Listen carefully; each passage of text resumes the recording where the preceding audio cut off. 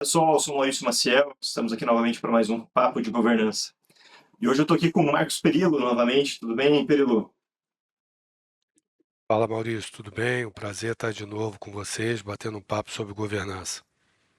Maravilha, eu que agradeço aqui a tua participação, segunda participação no nosso podcast. Perillo, para quem não acompanhou aqui o episódio anterior dele, é CFO da Conta Azul, e já passou aí por diversas outras empresas relevantes. E hoje o papo de governança é um papo também sobre fusões e aquisições, M&A. Conta Azul passou por um momento aí público, né, um episódio público aí de liquidez, assim como outras empresas pelas quais você passou, né? Eu sei que você, além de ser o CFO, né, ter essa veia de finanças aí, enxergar bem os números, você também é um grande defensor das boas práticas de governança.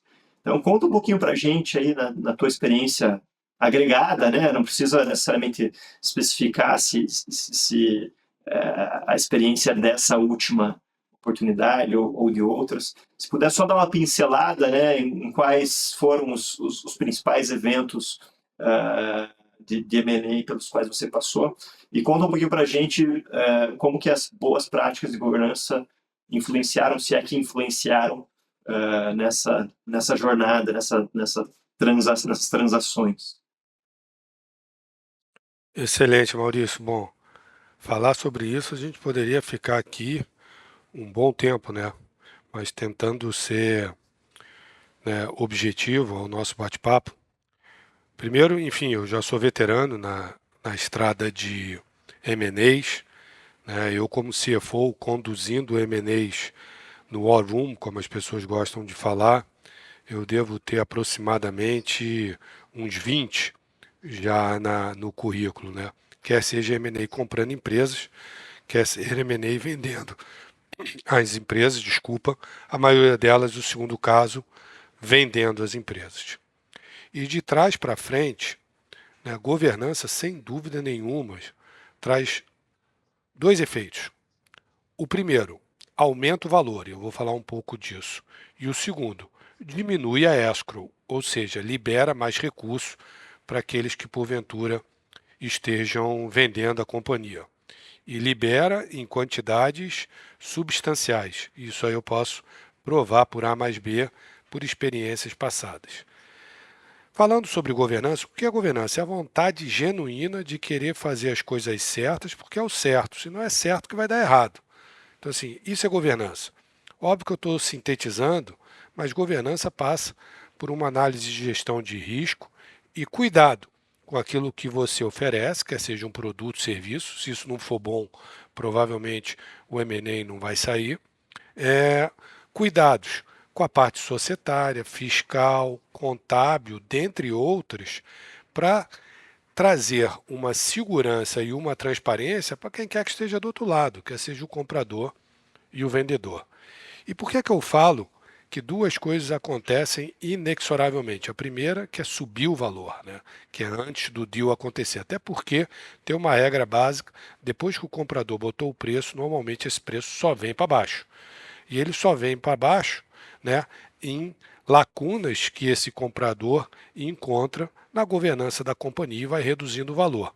Mas, de novo, por que ele sobe antes dele dar a sua oferta? Porque quando você tem governança na empresa, ou seja, sua parte societária, fiscal, contábil, está transparente, né, seguindo as melhores orientações de governança, a taxa de juros que o eventual comprador vai utilizar para descontar o fluxo de caixa da sua empresa, lembrando que todo valuation se dá por fluxo de caixa descontado, independente da metodologia, tem gente que fala que é múltiplo, né? Tem gente que fala que são outras métricas, mas sempre no fundo tem um fluxo de caixa descontado, né? Na taxa de juros do fluxo descontado existe uma parcela que se chama risco, né? Taxa básica de juros, mais quanto eu quero ganhar, mais risco.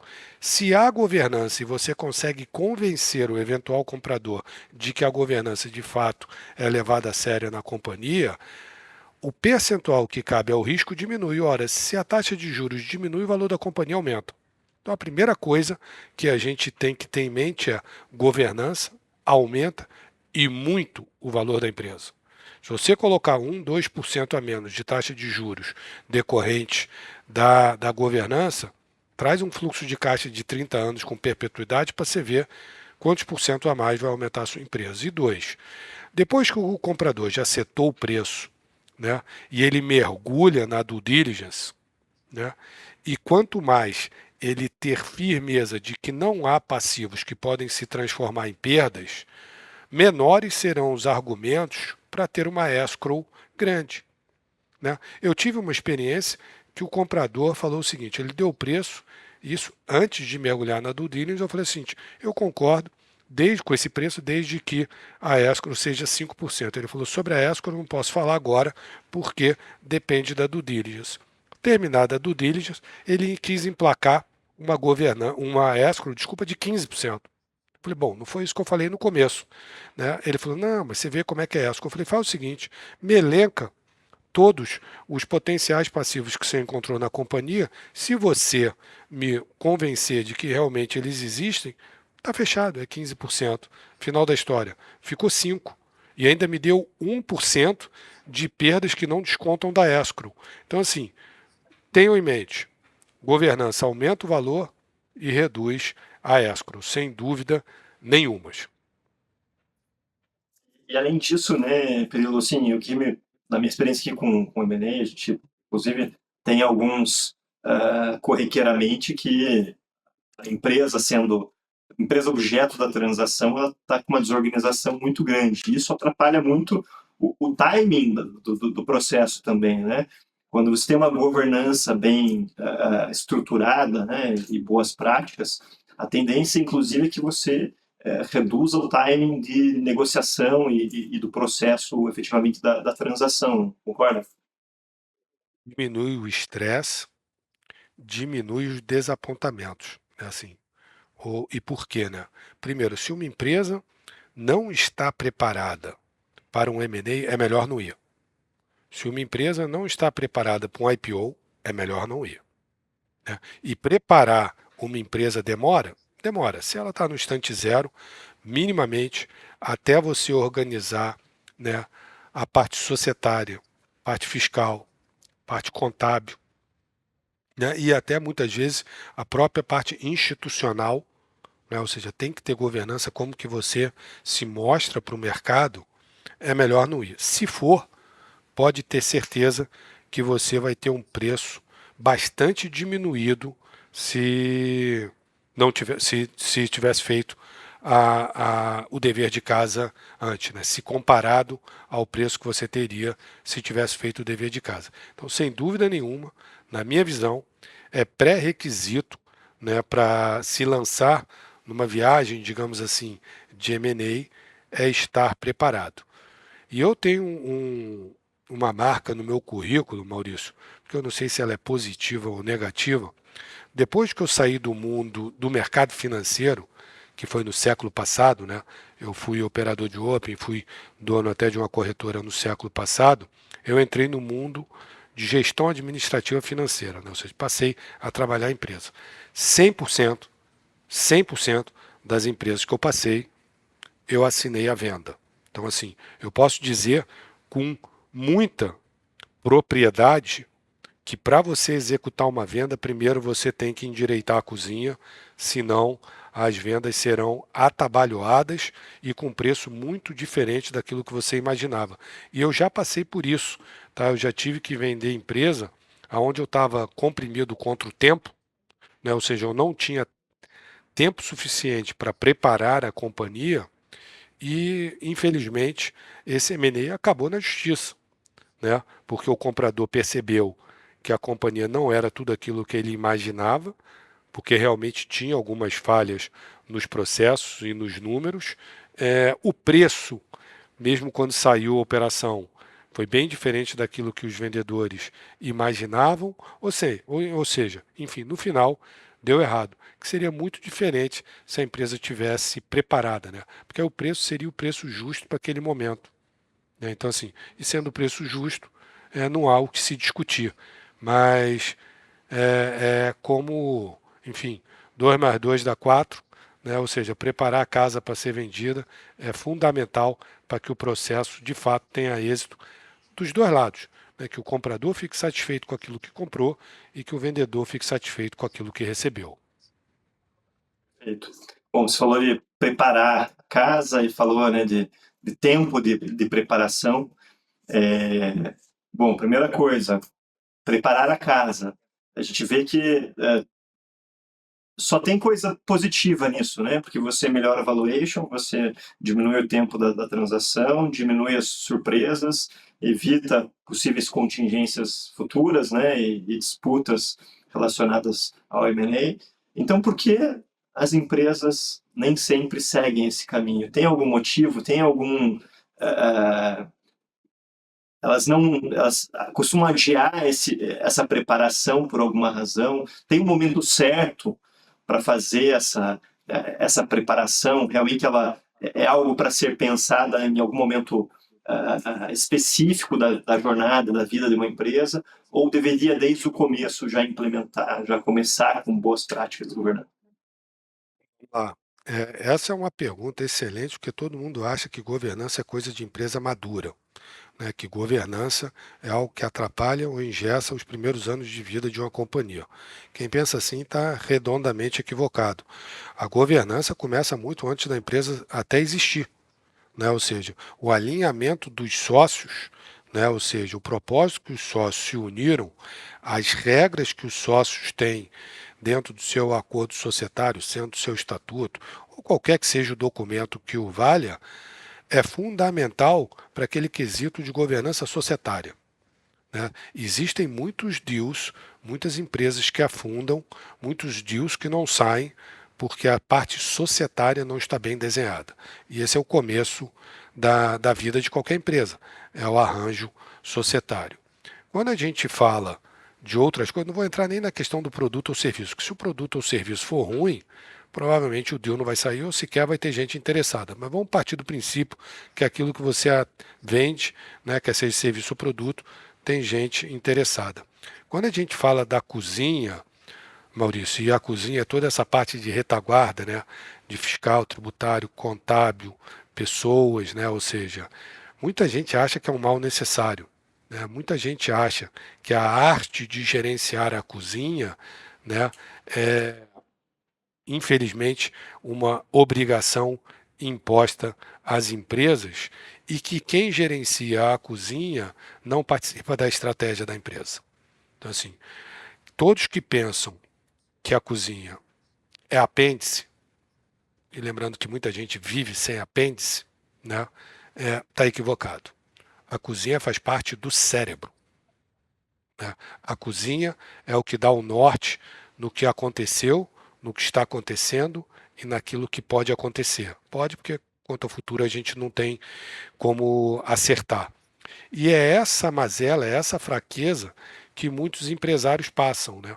Por entender que a cozinha é um mal necessário, eles nunca dedicaram tempo e esforço para ter uma cozinha bem arrumada. E, de novo, lembrando, cozinha nada mais é do que a retaguarda das empresas. E a maioria das empresas que eu entrei em processo de reestruturação, e posso falar até um pouco da Conta Azul, que não era um processo de reestruturação, mas serve o mesmo discurso, eu tive que começar pela cozinha, né? Ou seja, empresas estavam indo à bancarrota sem saber por que estavam indo à bancarrota. Eu pedi os números não batiam nada com nada, tudo precisava de ajuste. Como é que você vai pilotar algo que você não sabe se está indo para frente, para trás, para a direita ou para a esquerda? Porque é ali que se registram os fatos da companhia, né? Tudo sem exceção, se é uma empresa que faz tudo por dentro, está um outro ponto aí que muitos negligenciam, mas se a empresa faz tudo por dentro, tudo termina na contabilidade, tudo, sem exceção. E na Conta Azul, né, apesar de eu falar que também comecei pela cozinha, mas não era uma empresa em reestruturação, a gente tinha a sabedoria do CEO, que é o Vinícius, de que um eventual movimento de saída, que em teoria era necessário, dado o perfil dos nossos investidores, só seria bem sucedido se nós tivéssemos uma governança corporativa minimamente em patamares altos para o estágio que nós, porventura, nos encontraríamos no dia do deal. E foi graças a essa visão dele que nós fizemos um dos maiores deals da história SaaS. Então, sem dúvida nenhuma, ajudou ao preço. Óbvio, se o produto fosse ruim, não teria deal, mas ajudou no preço. E mais, uma das menores escrow da história do Grupo Visma, que já comprou mais de 300 empresas. Eles nunca viram assim. E pode já ter uma dimensão que, se eu estou falando de um dos maiores deals SaaS em dólar da história do Brasil, você ter 5, 10% a menos de escrow, a gente está falando de muitos recursos liberados para os vendedores. Então, assim, é fundamental ter a consciência de que cozinha, apesar de estar na retaguarda, apesar de brilhar atrás dos panos, atrás das cortinas, ela é fundamental para o sucesso de qualquer companhia e jamais deve ser tratada como apêndice, e sim como cérebro, o que implica ter bons profissionais na área e estar muito bem assessorado. Né? Porque você não vai ter a cozinha sendo cérebro, estou repetindo essa palavra, vou até mudar de cozinha para retaguarda sendo cérebro, se você não investir nela. Você tem que ter bons profissionais de gestão de risco, bons profissionais financeiros, bons contadores, bons advogados, bons assessores, bons auditores que vão crescendo na linha do tempo. Né? Não adianta você querer começar com uma Big Four. Normalmente você vai começar com uma empresa de auditoria menor, até porque ela vai fazer parte ali do seu dia a dia. Né? Até um pouco, às vezes, de conflito de interesse, ele está te auditando, mas está te ajudando, mas faz parte do jogo. Mas assim que você vai ganhando maturidade, você vai subindo a barra dos processos para estar sempre um passo além do nível que você se encontra de maturidade. Né? Não posso eu querer ter o mesmo nível de governança que uma empresa que é listada no Nasdaq. Não tenho ainda. Estou quase lá. Eu digo que a Conta Azul hoje tem o mesmo nível de governança de uma empresa listada na Bolsa de Valores do Brasil, na B3. Provavelmente já deve ser quase igual ao Nasdaq. Mas, enfim, eu só quis ressaltar que governança acompanha a maturidade, mas sempre tem que estar um passo além se você quer ser bem sucedido em M&As. Perfeito. Então, em relação ao timing aqui, desde o começo, desde antes, né, como você falou, alinhando as questões societárias, né, ter o alinhamento entre os sócios antes mesmo da construção da empresa. Se a empresa ainda não começou a organizar a casa, é o primeiro passo para colocar a empresa em ordem. Né? Quando a gente fala de M&A... Eu vou dar um detalhe. Tá? Assim, eu já vivenciei deal que o comprador fez questão de voltar não há 5 anos, não. Voltar há 10 anos. 10 anos. Estava tudo registrado. Óbvio, tinha coisa ruim para contar? Tinha, não tem problema nenhum. Desde que as coisas ruins estejam bem organizadas, claras, façam sentido e tenha transparência, não tem problema nenhum. Isso soma ponto, inclusive. Transparência gera confiança. Perfeito. Acho que essa frase é a chave de tudo, né? Transparência gera confiança, de fato, e a governança é sobre isso, é sobre transparência, sobre confiança. E às vezes tem aquelas empresas, aqueles empreendedores que ainda não estão muito certos se eles vão querer em algum momento seguir por um processo de M&A ou não. Mas quando a gente fala de M&A, a gente está falando de valor de empresa, né, Perilo? Então, eu diria assim, mesmo para quem talvez não imagine uma transação no curto prazo, ainda assim, a governança não é só para gerar o valor para uma transação, ela está gerando o valor para o próprio acionista, correto? Sem dúvida, né? Você prefere ter um negócio que vale 1 ou que vale 2? Eu prefiro o que vale 2, né? Nesse exemplo que eu dei. Mas, Maurício, tem algo mais importante que muitas pessoas esquecem, né? A governança, né, se a gente tivesse que sintetizar o que é a governança corporativa, é uma forma de administrar a empresa mitigando o risco. Né? Todas as empresas que morreram, morreram porque negligenciaram algum risco. Todas. Eu não conheço nenhuma empresa. Eu sei que tudo termina quando acaba o caixa. Né? Aí que a empresa, de fato, é óbvio que eu estou exagerando, né? Mas enfim, tudo termina quando acaba o caixa, você já não consegue mais, né, fazer frente às suas obrigações. Mas todas empresas que quebraram, quebraram porque gerenciaram mal algum risco. Se governança é a ciência, a metodologia, a administração, sei lá o nome que a gente quiser dar, que tem como foco a mitigação de riscos, ela é fundamental. Porque ninguém constrói uma empresa pensando que ela vai durar só até amanhã, né? Se pensa assim, não serve para ser empresário, né? Todo empresário, de fato, independente dele querer vender ou não a companhia ao longo da jornada, ele tem como intuito criar uma empresa que seja perene, que dure para o resto da vida, né? Para o resto seja o infinito, digamos assim. Óbvio que aqui eu estou sendo até meio poético, mas as empresas foram criadas para irem ao infinito. E se você não tiver governança, eu posso afirmar que uma hora algum risco negligenciado, ou seja, algum risco que não foi mapeado, vai atrapalhar essa sua jornada. Quantas empresas você que está no escritório de advocacia já viu quebrar por uma questão de briga societária? Ou até por governança societária no teu conselho, né? A diretoria, os fundadores envelhecem e não conseguem mais enxergar aquilo que está acontecendo no mundo. Esse é o papel do conselho. O conselho não é para alocar ex-diretores, é para colocar pessoas que consigam enxergar o dia de amanhã da empresa.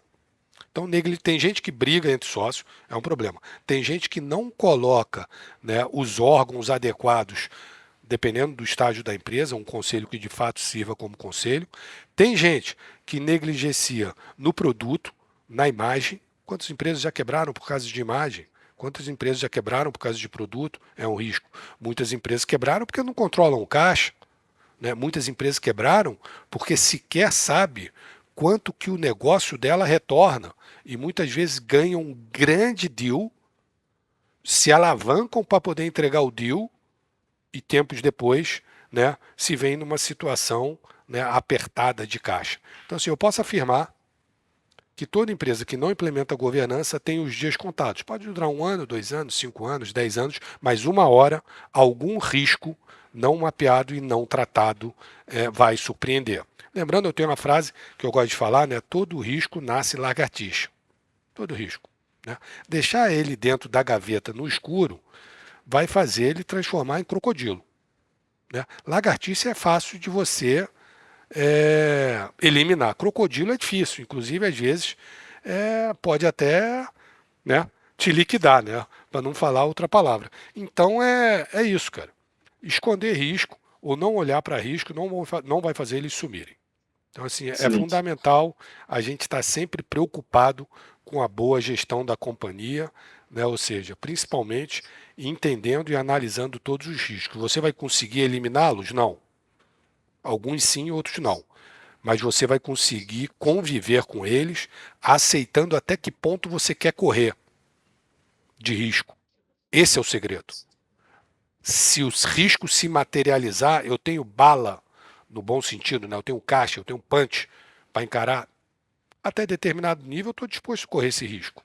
Risco que eu não tenho bala para aguentar, você tem que mitigar, porque se ele acontecer, você está fora do jogo. Então, assim, é essa gestão que a boa governança traz para a corporação, né? Ou seja, é esse balanceamento do que quanto de risco eu vou correr, quanto eu estou disposto a assumir e quanto eu não estou disposto a assumir.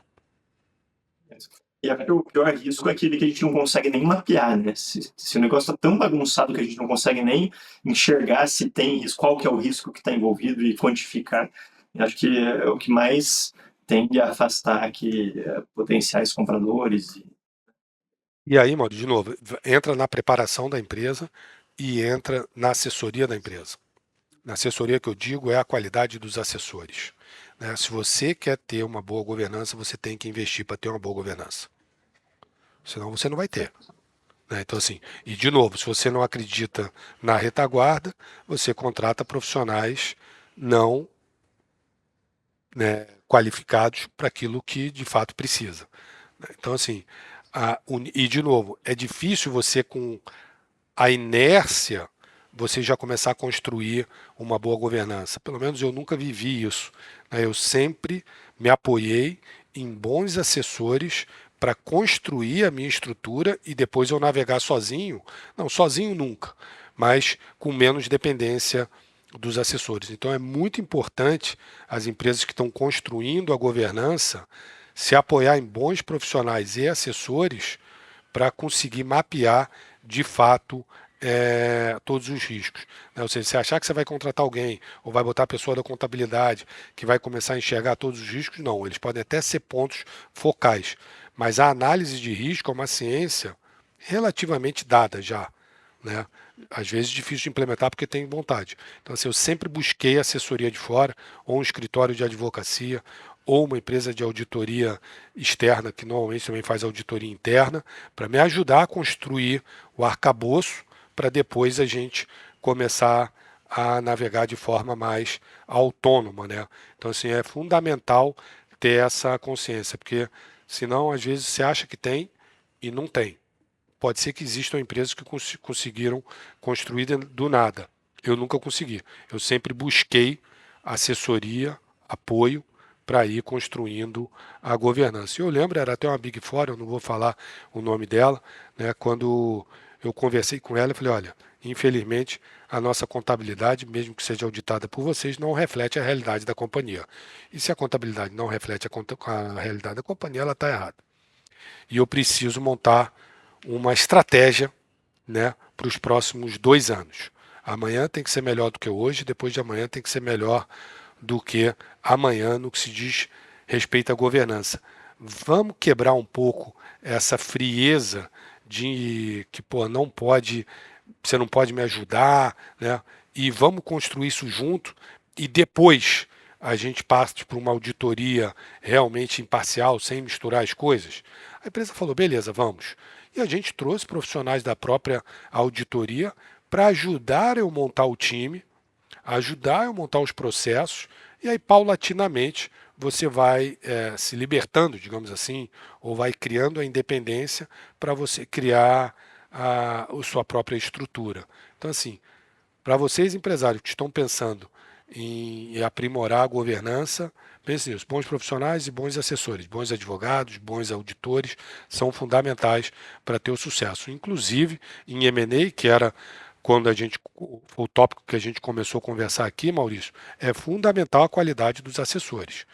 É óbvio que um bom time interno para prestar as informações de forma organizada e que saibam explicar, né? E de novo, explicar o que é ruim não tem problema nenhum. O ruim é não explicar Sabe ou explicar. esconder. Aí dá zebra. Agora explica, todo mundo tem uma passagem ruim, um erro, uma falha. Explica, ó, realmente eu não sabia, agora eu estou endireitando. Mas é fundamental ter bons assessores. Fundamental. Escritório de advocacia, auditores apoiando o seu time interno na execução do M&A. Perfeito, Pedro. Bom, o papo está muito bom, mas infelizmente a gente está chegando ao final. Agradeço muito aqui tua participação, Pedro, mais uma vez, trazendo brilhantismo aí para, né, para toda a nossa conversa com a tua experiência, que é fantástica, e você sempre com uma didática muito positivamente impressionante aqui. Agradeço novamente tua disponibilidade e espero que tenhamos mais alguns episódios aí no futuro, porque é sempre muito bom falar contigo. Beleza, eu que agradeço, Maurício. Sabe que é um prazer estar com vocês, né? E quando a gente acredita naquilo que a gente vai falar, fica muito mais fácil de explicar. E realmente eu acredito genuinamente que a governança é o pilar, desculpa, da perenidade. Né? Então, assim, empresa que não tem governança, em breve vai encontrar a linha de chegada e não é o objetivo. Como eu falei, as empresas foram criadas para o infinito. Então, de novo, obrigado, estou à inteira disposição para continuar bater papos sobre aquilo que porventura eu tenha algum conhecimento. Valeu, obrigado pessoal, um grande abraço.